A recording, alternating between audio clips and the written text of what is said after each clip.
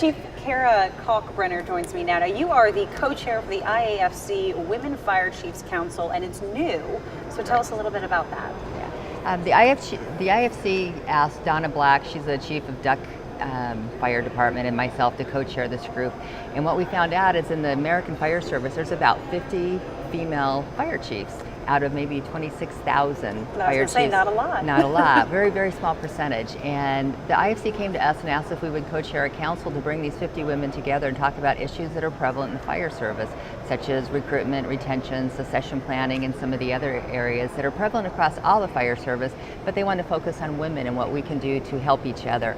And we've just found this has been a great opportunity to network, to get to know each other. I knew most of the names, but I had only met maybe 2 of them. What was it like to get that phone call, that invitation to kind of bring everyone together, that opportunity?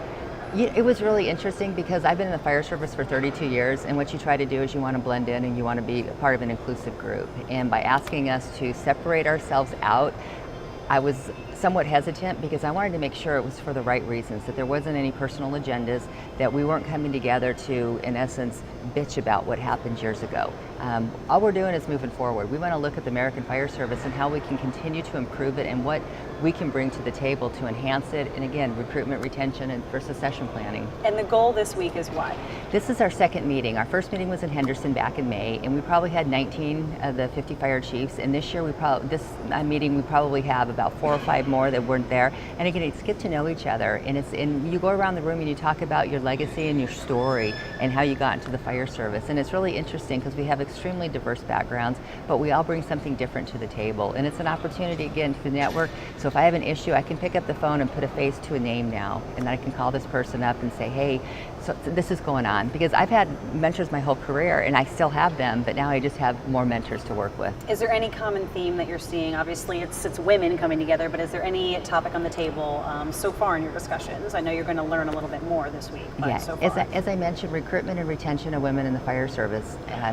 The National Fire Service, I think the average is between 3.5% and 4% of women in the fire service as a whole. That number is extremely low. Phoenix, we're at about 4.2%. So I have 71 women out of 1,645 firefighters. So our goal is to go out there and brand and market the fire service.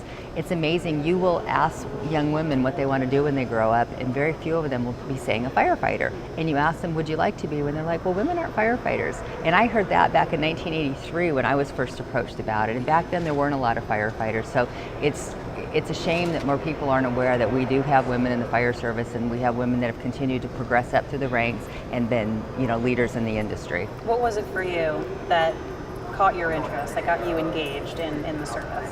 In the fire service? Yeah. I grew up, I was going to be a nurse, and my mom was a nurse, grandmother was a nurse, and but I was always athletic, and I always liked to give back to my community. So I always had the public service in the back of my head, and when I was approached that women were in the fire service, it caught on like lightning. And lived in the city of Phoenix, and I became a cadet. I was a cadet and a volunteer for 2.5 years before I was even old enough to be a firefighter. And then I took the test and got on the job, so here I am 32 years later as the chief of the fire department. What would your advice be to young women who are possibly considering this or maybe hadn't even thought of it and this is the first time they're hearing about it? Go to the website, find out what your local fire station is, call the administrative offices, go visit a fire station, and find out if it's something that you really want to do, because it isn't Rescue Me and it isn't Chicago Fire.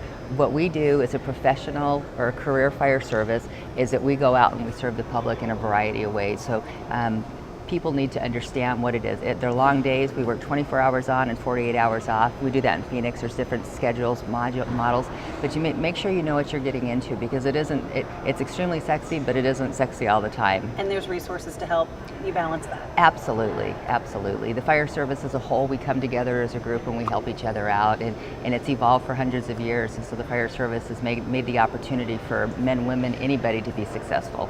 Chief, thank you. I wish you the best of luck this week. Thank you, Sarah. Appreciate it.